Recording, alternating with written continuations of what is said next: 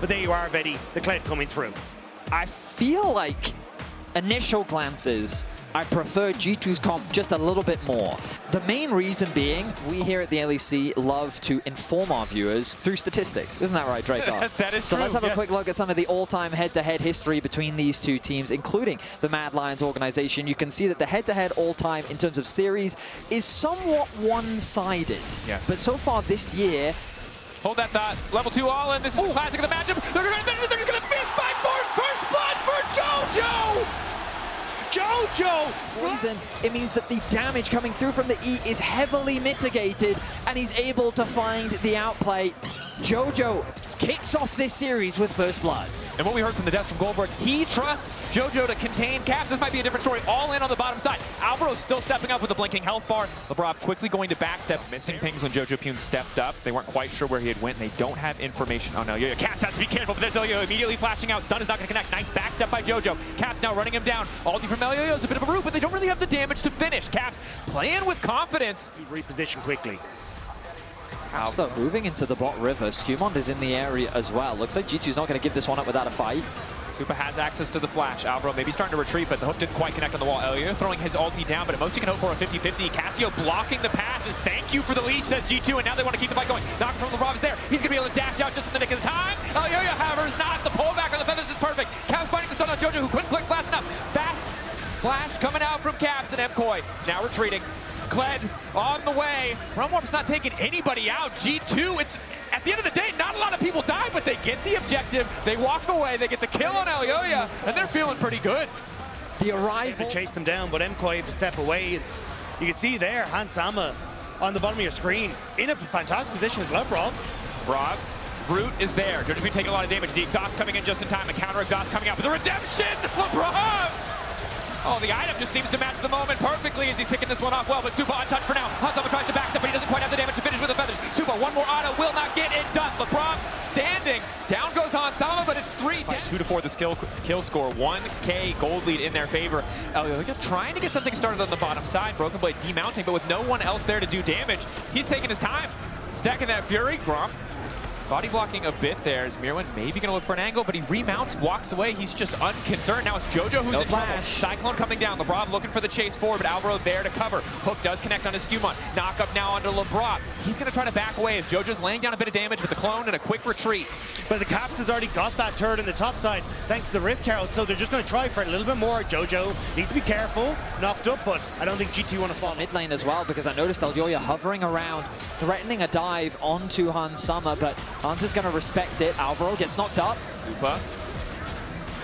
3 autos. Stacking up the cultivation of Spirit. And now it might be Caps who's overstayed. Ulti only connecting on Jojopyun. He's trying to burst down one before he gets taken out, but no, it's just Caps isolated on the top side, sticking around a bit too long. Try and set up this basically front to back in the manner that they want. Caps off to the side. Ulti coming in from Broken Blade. Supa backstepping immediately, ulting to make sure he has the extended dash. The TP back in. SkewMond using the clone well, but it's Elyoya off to the side, focusing down Broken Blade. Full Q channel, lands onto Caps. Not too much damage. Myrwn now going to follow. Caps forced to flash out to safety. Excellent play coming in from Supa thus far. Auto's connecting. Labrov going to look to peel. And SkewMond goes in. The turn back from G2. Caps still standing. The Cassio ready to take this fight over because Alvaro is done and dusted. Barely living for an extra moment, but the monkey gets the job done. Jojopyun sprinting, running for his life. But G2 in the meantime in the mid lane are still making the fight work as Jojopyun's got nowhere left to go. The auto hits the ward, not the blast cone, but Myrwn manages to take one back. Chaos ensues in the mid lane as everything goes crazy. It's G2 that just barely comes out ahead in the fight, as it was a fight on 2 fronts. You've got Jojo attacking the flank of Broken Blade as Myrwn goes in for a skirmish with the carries of G2. Caps looked like that he was out of the fight right from the flank. Jojo is spotted on those wards, trying to navigate through the fog of war best he can. This Rakan is melting though, and Koi, the ulti from Elyoya comes out. From Elyoya. Labrov isolated off to the side, but the Rakan is already gone. MKOI feel like they have to push for more. Supa already using the Transcend. But they don't get much. The ulti doesn't push them away. They're a bit too late to the play. Now they're trying to make something happen around Broken Blade, but the Rakan's already gone. G2 happy with it. Doesn't look dramatically different. G2 have opened up that tower in the bot lane, making it easier for them to put pressure on the side lane. Securing all of those petals as well gives you a huge influx of stats. They're looking for a plan of Jojo. Fast play onto Jojo, immediate knockup. There's just nothing that he can do. SkewMond and Labrov once again.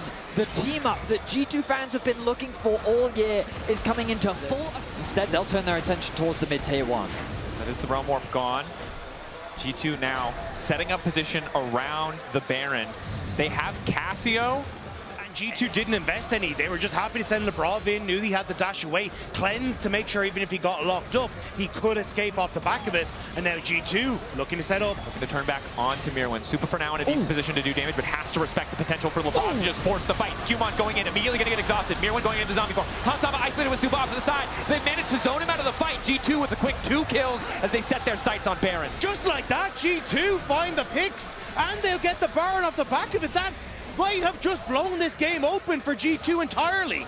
Hansama just goes God mode. He uses all of the resources that he's been given to full effect, and he melts through the front line.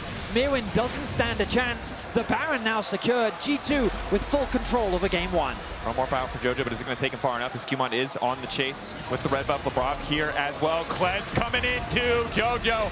No room to play. No defensive item to save him or keep him standing. G2 grab another pick and continue to extend that lead. Phase rush not quick enough to escape the Kled, and now G2 on this top side. Expected to fall when you have this Baron this early, but G2's gold lead, again, we felt like they had a lead at 1K. They had more control over the game at 2K and an Otacon. Now they're at 9K. This lead feels nigh insurmountable, but there's the engage coming from Elyoya. Alvaro waiting off to the side, rooted, grounded, can't get anything going. Supa trying to find those auto attacks, but again, cannot walk into that miasma.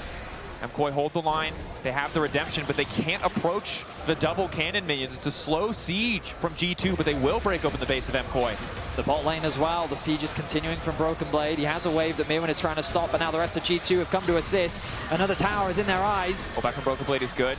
D-Mount starts hitting the tower for a little bit of extra courage. Caps continuing to poke and prod. A reset now coming in for Broken Blade. Does not have access to the TP. Potentially an opportunity for MKOI to force a favorable fight. BB does have access to the ultimate, however, so they have to be careful about overforcing. I think G2 are just trying to keep MKOI in their base 20 seconds until G2 win. They are not the rookie passengers of a veteran lineup. They are the ones making these plays happen. Absolutely, and Hans is going to be forced out from Myrwn. He's forced back. I mean, it feels like that MKOI have little that they can do. They're going to have to go for a Hail Mary play soon. The Moakai ultimate is up in a few seconds.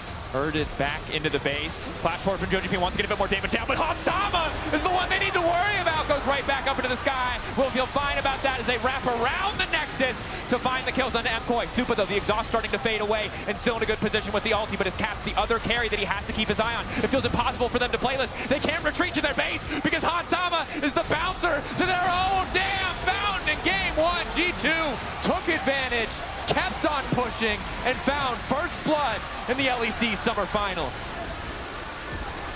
It was slow until it really wasn't. G2 flick a switch and blow up MKOI in game number 1.